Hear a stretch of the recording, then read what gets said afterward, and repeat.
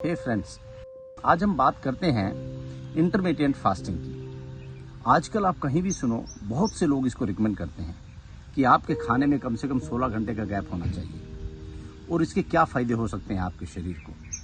ज़्यादातर जो लोग हैं वो दिन में 3 बार खाते हैं। सुबह नाश्ता करते हैं, दोपहर में खाना खाते हैं और रात को खाना खाते हैं। लेकिन हालात ये होती है कि हमें भूख है या नहीं है, क्योंकि हमारा टाइमिंग है नाश्ते का, लंच का और डिनर का, हम लोग खा लेते हैं।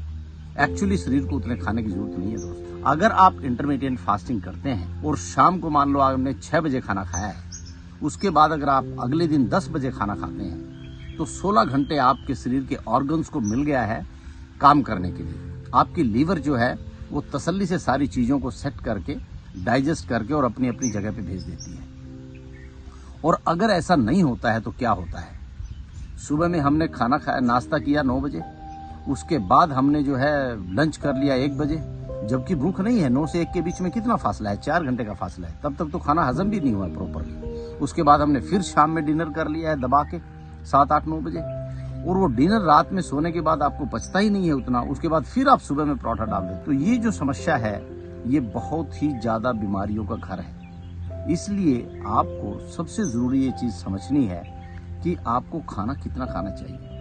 और ट्रस्ट में, अगर आप ये फास्टिंग का सिस्टम करते हैं, 16 घंटे का अगर आप खाने में गैप देते हैं, तो आपका हार्ट अटैक का चांसेस कम हो जाता है, आपकी डायबिटीज आपके कंट्रोल हो जाती है, आपको बहुत सारी बीमारियों से छुटकारा मिलता है, आपका ब्रेन सेल्स का जो लेवल है वो बढ़ जाता है, और it reduce weight as well. If you do this intermittent fasting, it also help you to reduce your weight. तो ज्यादातर जो लोग हैं वो इसीलिए बीमार रहते हैं क्योंकि उनका अपने खाने पे कंट्रोल नहीं है। हमारे जो ऋषि मुनि थे वो ये कहते थे कि जो ऋषि मुनि है वो एक ही समय खाना खाते थे। सुबह में एक जूस ले लिया, शाम को कुछ फ्रूट्स ले लिए और दोपहर में एक टाइम खाना खा लिया। वो हमारे ऋषि मुनियों ने वेदों में, पुराणों में, शास्त्रों में लिखा है। और जो काम काज करने वाले लोग थे वो 2 बार खाना खाते थे, 1 बार सुबह और 1 बार शाम को। और जो लोग भोगी लोग हैं वो 3 से 4 बार खाना खाते हैं। इसलिए आप जितने भी बीमार लोगों की कैटेगरी को देखेंगे तो वही लोग हैं जो ओवर ईटिंग करते हैं। So my dear friends, understand the power of intermittent fasting. और ये 16 घंटे का आप गैप दे के देखिए और फिर देखो आपकी शरीर से किस तरह से बीमारियां भागती है, किस तरह से आप में एनर्जी। अगर आपको 16 घंटे मिलता है तो आपको बॉडी के अंदर